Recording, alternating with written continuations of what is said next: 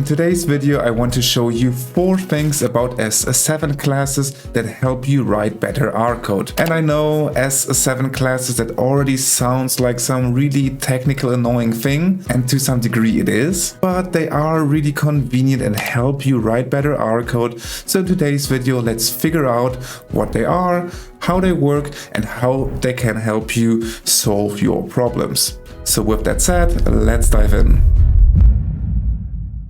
Okay, so here in my R script, I have prepared a little code chunk for you that simply defines a function for some data analysis on patient data. This function really does nothing but calculate the body mass index from things like the height and the weight, and then it analyzes the data, but really the analysis part here is just creating some string that is displayed in the console. So let's just execute this whole thing, and you see that, okay, here it just tells me that the patient name is John Doe, he is of age 45, and he has a body mass index of 26.1. So really nothing too fancy, and the function we've written here has a whole bunch of arguments. And you can see here that in order to call this thing, we had to fill every argument here. And if you have lots and lots of patients, you'll have to replicate this kind of code a whole bunch of times, and then use different names, use different ages, like do 40, 41 here,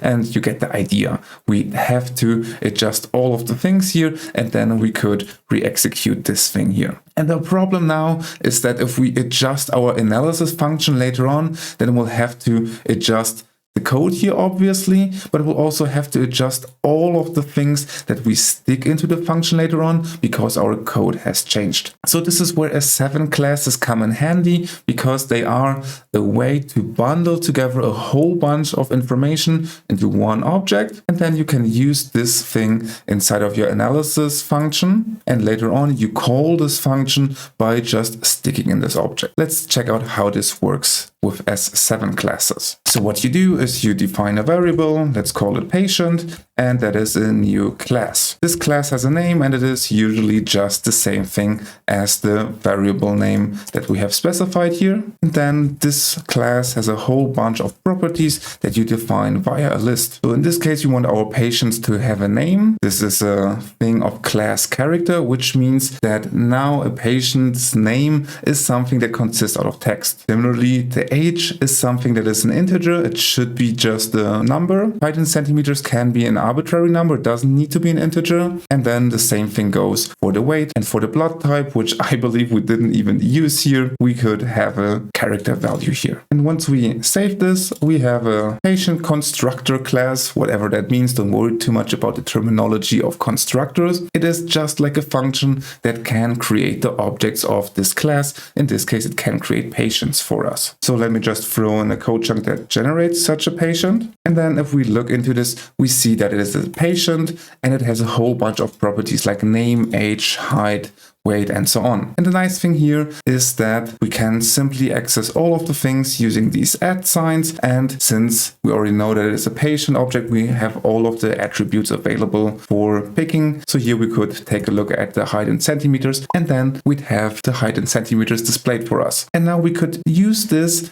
to refactor our function from before. Namely, we could say, okay, let's just not use this whole bunch of arguments, but instead let's just do one patient. And then these variables here are supposed to be taken from the patient. So the patient data, we take the weight, we take the height in centimeters, the name, the age, and the body mass index. It is computed here, so there we don't need to access it. And then if we call this function here, we could just stick in this patient object in here and get our output here. And if we repeat this a couple of times, we could, of course, in every instance only have one object inside of our function. And now if we decide to modify our function a little bit, so for example, if we decide to also add a gender inside of our analysis, we could modify our class and say gender is male. But in this case, we'd of course have to modify our class so that it can have such a gender property. So that is of class character. And then we could inside of our function just use the thing like we want. So we could do gender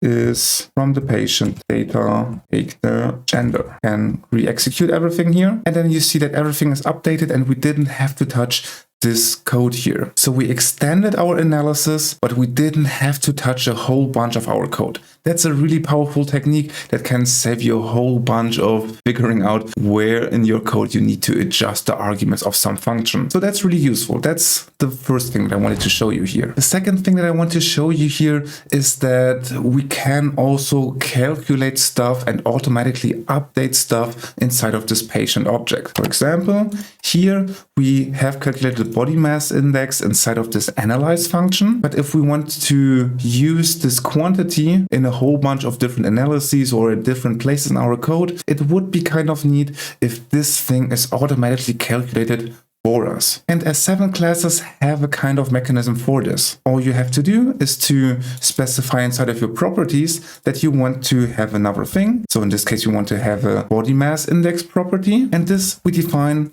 via this new property function. There we can say that the class is of class numeric, and then we can define a getter function. This is a function that is supposed to work on the objects itself, and there is this self keyword that we have to use for the function that does the calculation for us. Then inside of this function, we can simply stick in the calculation that we have used before, and then instead of using the hard-coded patient part, we use this self argument here. So now if I redefine my class like this, and I define my patient like this, we can immediately see that the body mass index is immediately available for us inside of our class. So inside of our function, we could simply take out this part here and use it from the patient object itself. So now if you re-execute everything, you see that everything still works as it did before. But now we have this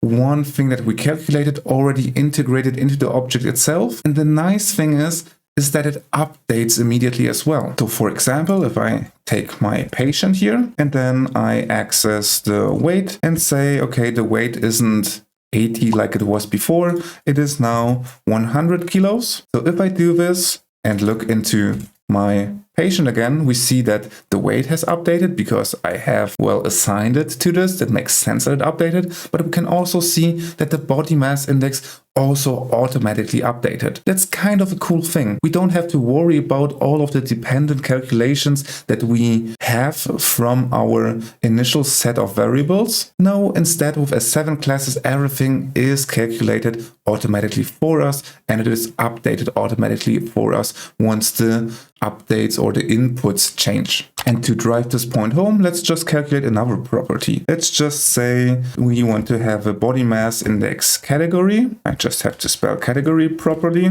And then we want to have a new property again. This time it will be of class character. And then the getter for this is once again a function which works on the object itself. And there we can simply use a case when to pick a couple of thresholds for the body mass index. So actually, let's just grab this value once. And then inside of the case when, let's just throw in the thresholds here. I actually have no idea if these are the actual official thresholds for this body mass index, but let's just go with this here. My point here is that we can redefine our class.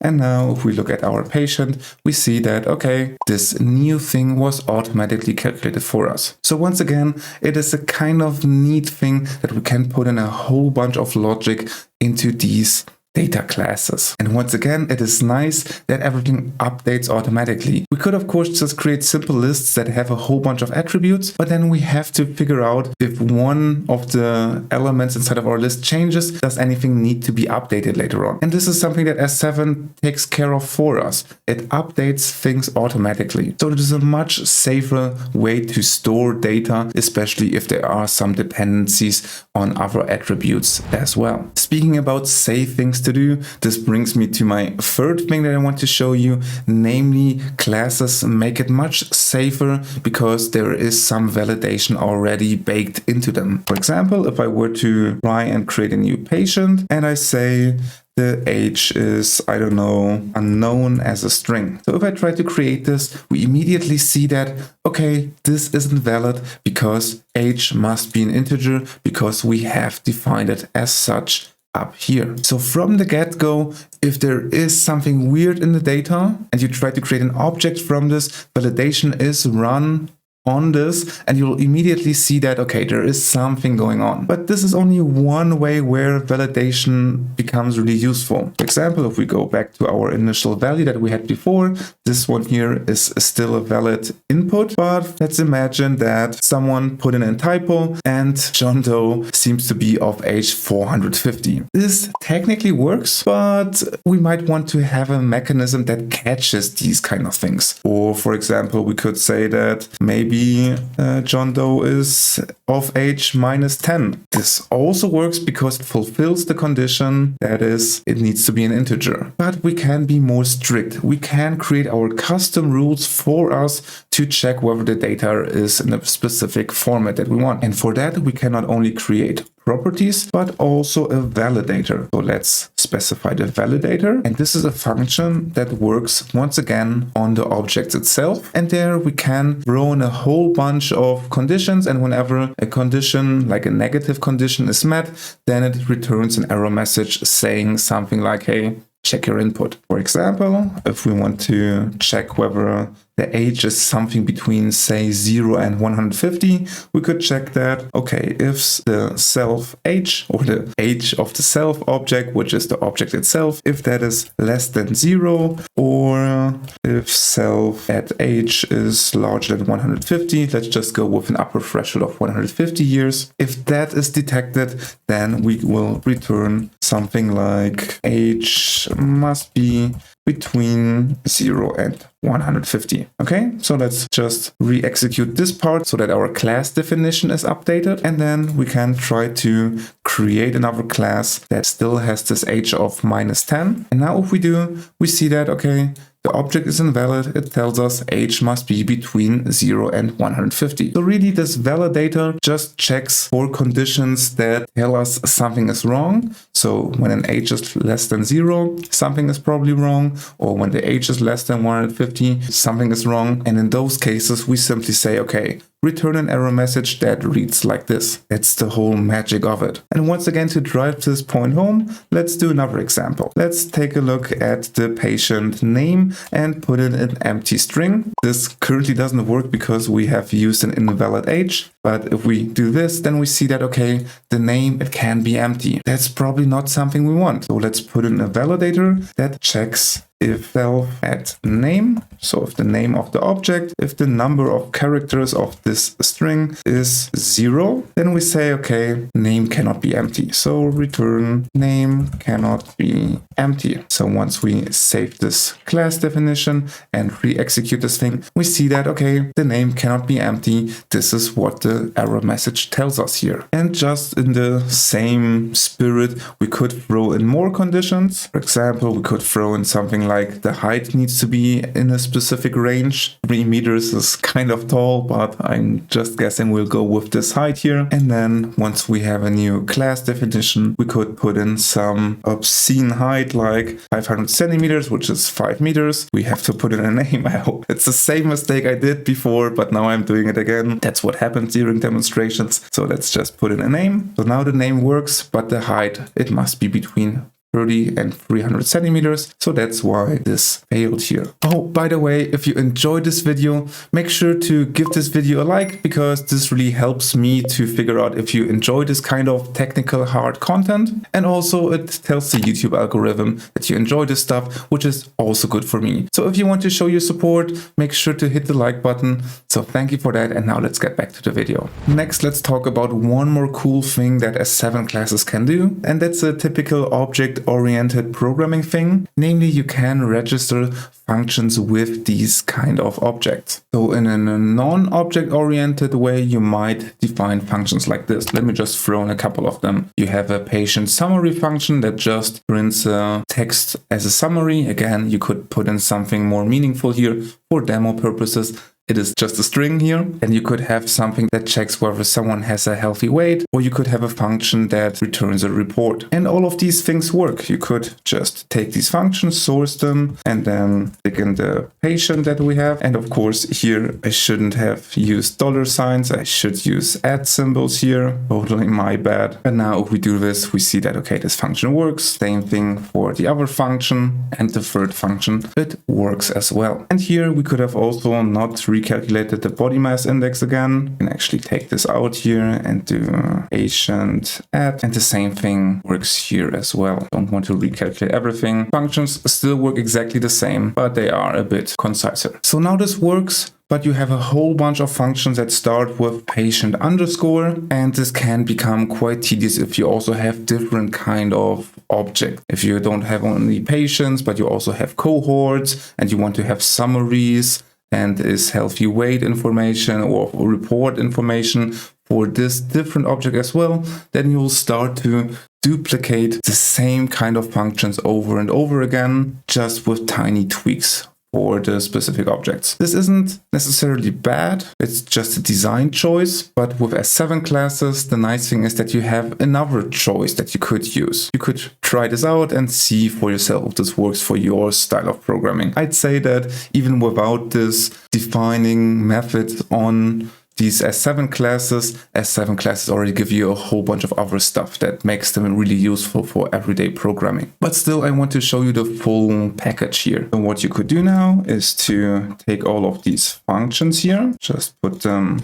on top of each other. And then let's start to get rid of all of these patient underscore prefixes. And then let's define a new generic. And there we have to define a new for this new generic. Let's leave this empty for a second. But the argument or the dispatch argument that it needs is usually just the value x. So for this new generic, we define these names like the function names, and then we have new generic methods. But these themselves don't do anything yet. But we can now define methods for these generic functions. So what we can do is to say a method for this generic summary that we've just created when it is of a specific class, and in our case it is of class patient. Well, in these cases we want to have a specific way of behaving.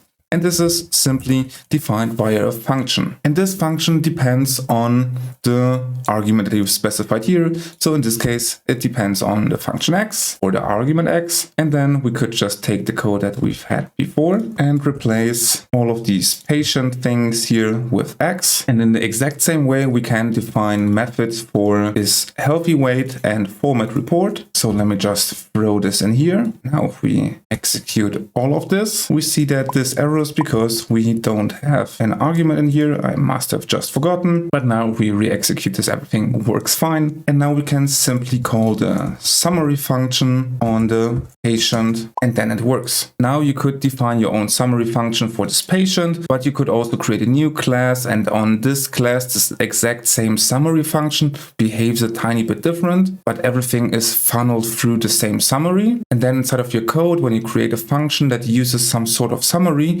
you don't have to worry about what is the input for the summary function. You won't use something like patient underscore summary, cohort underscore summary, and so on. You don't have to do any checking what kind of input does my summary function now get. You can simply use this summary thing here. And as long as there is a method defined for this thing, it just works. The exact same code behaves different depending on what kind of object you have in there. It's a powerful technique, but again, I understand if this at first feels like too much overhead for you, feel free to skip this part of S7 classes, just use the other validation stuff. But to drive everything home and to put it all together, let's just do one quick extra data analysis here. And for this data analysis, I've brought you a new object, which is a new class named cohort, which has a bunch of properties. It has a study name. It has a bunch of patients that we can stick into this. So we have a class list here. This cohort can consist out of multiple patients. And in our validator, we actually check if all things that are inside of this patients property are of type patient that we have defined earlier. We're using this inherits function to check for this. So this way we can select a whole bunch of patients, and all of these patients that we have already are validated using the validation logic that we have defined in the patient class. And then we have a whole bunch of other meta information, like when was the enrollment date of this study. Then we can immediately count how many patients do we have in the study. This is something that can simply be calculated from the existing properties of the objects itself. We simply count how many patients do we have. And then we can do similar things for the average age, because we know every patient has an age property. So so we can simply access that. Same for the body mass index. We already know every patient has a body mass index, so we can now use inside of the cohort definition stuff that we have used inside of the patient definition, because we ensure inside of the validator that everything is of class patient, and we have defined the patient earlier to make sure that it has all the properties we need later on. So now what we can do with this is to create a new analyze function or a new generic. Let me just copy this because typing this is hard. It is a new generic of the same name, and it works on arguments X. And then we define a method for this analyze generic when it is of class cohort. And there we define a function that works on argument X. And in there we can just stick in a whole bunch of things that are defined for cohorts. So here I'm once again just printing a bunch of information. And then to show you how this works, I can create a bunch of patients using my patient constructor. And from this, I can create a study using the cohort constructor with a specific name. The patients are defined by the list of patients that I've just created, and the enrollment date is just the date that we've come up here. And then what we can do is to call the analyze function on our study. And if we do all of that, now that we have put everything together, let me just execute this part here, we see that our analysis worked. We now get our output using the data that we specified. And now watch what happens if I update the cohort. If I say the study, and more specifically the patients, is enhanced, so it is a now longer list that first has just the patients that we've had before, and then another patient that just stick in David Brown 2 here. And now if we call analyze a study again, we realize that everything was updated. We see now that number of patients is one more, the average age changed as well, average body mass index and so on changed also. So all of this updated really smoothly, and we didn't have to change a thing here. Everything happened automatically. That's kind of a very neat way of programming here. And finally, to show you one more example of this generic stuff of how this is useful, let's recall that we had a function called analyze patient. And here, let us redo this using a generic now, because here we have created a method for this analyze when something is a cohort. But now we can do the same thing. Let's create a method for this generic analyze when something is a patient. And this is a function with argument X, and then it does what we have specified here, but we have to use X instead of patient here. And then we can save this. And now if we call analyze on the study, it still does what it did for this cohort class. But now we could also call this analyze function on a particular patient. We still have patient 1 saved. And now if we do this, we see that the exact same function gave a completely different output. So this is what I mean when I say that when you want to use a function or want to create a function that analyzes something and you want to use this analyze part, you don't have to worry about what the input for this analyze function is, because as long as there is a generic defined somewhere for this, the code just works and it will pick the appropriate thing to use. So that's a powerful mechanism. Just wanted to show you one more application of this here. So that's everything there is to S7 classes. Well, maybe not everything, but it's probably a whole lot to get started with it. Let me know in the comments if you find this stuff useful, if you want to try out S7 classes as well. Also, feel free to mention stuff I have forgotten to mention. Make sure to hit all the buttons, like, subscribe, all that stuff. And with that said, I say thank you for watching, and I will see you next time.